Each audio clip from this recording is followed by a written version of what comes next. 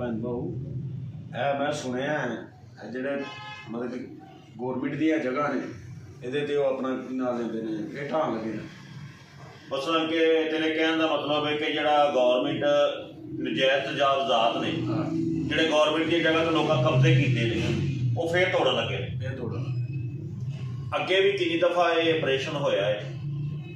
ਬੜੀ ਦਫਾ ਹੋਇਆ ਹੈ ਸਿੰਧ 'ਚ ਵੀ ਪੰਜਾਬ ਵਿੱਚ ਵੀ ਖੈਬਰ ਪਖਤੂਨਖਵਾ 'ਚ ਵੀ ਬਲੋਚਿਸਤਾਨ 'ਚ ਵੀ तो मैं समझना वा अगर मेरी आवाज़ गौरमेंट तक जाती है तो मैं एक अर्ज करना चाहता वा एहतरामन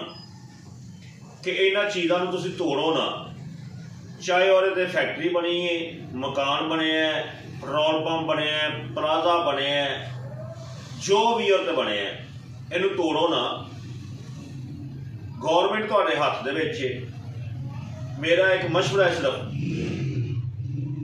बाकी मनना ना मनना तुहाडी अपनी मसला है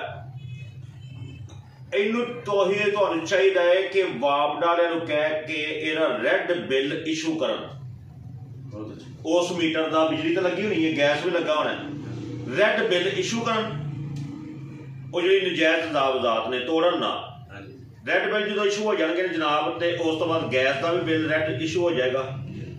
इन्हां लोकां नू मिलन उन्होंने कहन भाईया ना तुसीं 2000 वाला या 2500 रुपये वाला स्टाम करवाओ वो तो स्टाम कढ़वाओ वो साढ़े को 5 साल वास्ते या 10 साल वास्ते तुसीं लहाओ इन्ना एडवांस जे ए किराया तुसीं देना करना जो उत्थे चलदा पिया और वो किराया बैंक च जमा करान हर साल हर महीने बैंक जमा करान इत्थे की हो रहा है साढ़े तो स्टेडियम 99 साल वास्ते साहिबे हसीयत लोगों ने बाअसर लोगों ने उत्थे 5-5 दुकानां लईआं ने स्टेडियम के थल्ले और जिहदा किराया सिर्फ और सिर्फ 3 महीनों बाद 1200 रुपया या 800 रुपया महीने का एक दुकान का जाता है किराया आप उन्होंने दुकानां चढ़ाड़ियां ने जनाब किराए ते 30,000 35,000 किराए ते चाड़ियां ने ये नुकसान किहदा है गौरमेंट का अगर गौरमेंट इंज करे कि इन्हां कोलों बैंक दे विच किराया जमा करवावे और जिन्ने साडे नजायज़ तजावज़ात ने खरबां रुपये महीने दे इन्हां नूं किराए दे इकट्ठे होण अगर ये इंज करन ते और ढाण ना कोई फायदा तो है को नहीं ढा के दिता तो तुसीं खत्म हो गया उहनूं ढाओ ना और ये किराए लवो जिहड़े साडे हुकूमत पाकिस्तान के खजाने च जाण साडे तो भी भार घट होवे ये लोग नजायज़ क्यों बैठे ने लैके मैं देखण दिया रेलवे की जगह ते कब्जा किया है काफ की जगह ते कब्जा किया है बैठे ने लैके मगर अगर इंज कर जाण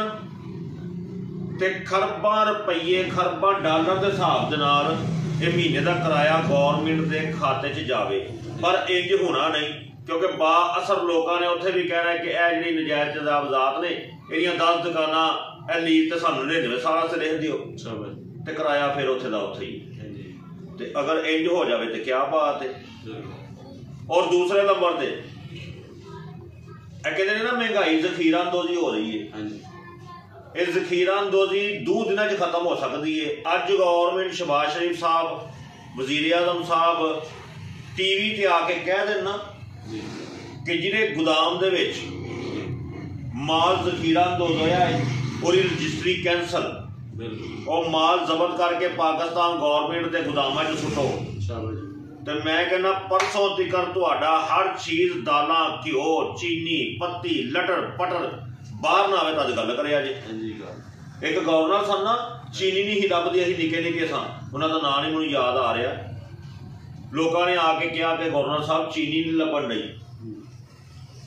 उहदियां मुच्छां सन उन्हें अजकल तो मुछ नूं वट दे के क्या मेरी मुछ का वल थले आउण तो पहलों चीनी बाजार च आउणी चाहिए ते जवेद साहब अगले दिन रेहड़ियां ते चीनी लगी क्या सिर्फ एक फैसला साहब करन दी देर है ते वेखना हर चीज़ बाहर आउंदी है कि नहीं बाकी असीं तुसीं बहुते कसूरवार आ जिहड़े इस चीज़ ते बोलदे नहीं इस हक ते आवाज़ नहीं चुकदे डरने आ कि यार आवाज़ चुकांगे तो साडे खिलाफ एक्शन हो जाएगा तो अल्लाह ताला सानू हिम्मत दवे और साडे हुक्मरानां नूं तौफीक दवे सख्त फैसले करन दी ये सख्त फैसले ने ਇੱਕ ਫੈਸਲਾ ਵੀ ਸਖਤ ਗੌਰਮੈਂਟ ਨੇ ਕਰ ਲਿਆ ਨਾ ਤੇ ਬਾਕੀ ਆਪਣੇ ਆਪ ਆਵਾਮ ਜਿੰਨੀ ਕੋ ਆਵਾਮ ਅਸੀਂ ਡਰ ਫੋਕ ਆ ਨਾ ਹਾਂਜੀ ਇਸ ਮਾਮਲੇ 'ਚ ਉਂਝ ਤੇ ਅਲਹਮਦੁਲਿਲਾ ਕਲਮਾ ਪੜ੍ਹਨ ਵਾਲਿਆਂ ਬਹਾਦਰਾਂ ਸੀ। ਸ਼ੁਕਰ ਅਲਹਮਦੁਲਿਲਾ ਸਾਰੇ ਪਾਕਿਸਤਾਨੀ ਅੱਲਾ ਦਾ ਹੁਕਮ ਹੈ ਉਹਦੇ ਨਾਲ ਅਸੀਂ ਬਹਾਦਰ ਲੋਕ ਆ। ਮਗਰ ਇਸ ਮਾਮਲੇ 'ਚ ਅਸੀਂ ਜਿਹੜੇ ਨਾ ਉਹ ਡਰ ਫੋਕ ਆ। ਇੱਕ ਛਾਪਰ ਗਾਇਬ ਹੋਏ ਸਨ, ਇੱਕ ਦਿਨ ਦੇ ਵਿੱਚ ਗਾਇਬ ਹੋ ਗਏ ਸਨ ਤੇ ਹਾਂ ਸਾਰੇ ਚੁੱਕ ਦਿੱਤੇ ਸਨ। ਬਿਲਕੁਲ ਬਿਲਕੁਲ ਤੇ ਇੱਕ ਫੈਸਲਾ ਸਖਤ ਲੈਣ ਦੀ ਦੇਰ ਹੈ। ਬਾਕੀ ਅੱਲਾਹ ਤਾਲਾ ਤੁਹਾਨੂੰ ਆਪਣੀ ਹਿਫਜ਼ੋ ਮਾਨ 'ਚ ਰੱਖੇ। ਅਸਲਾਮ ਵਾਲੇਕੁਮ।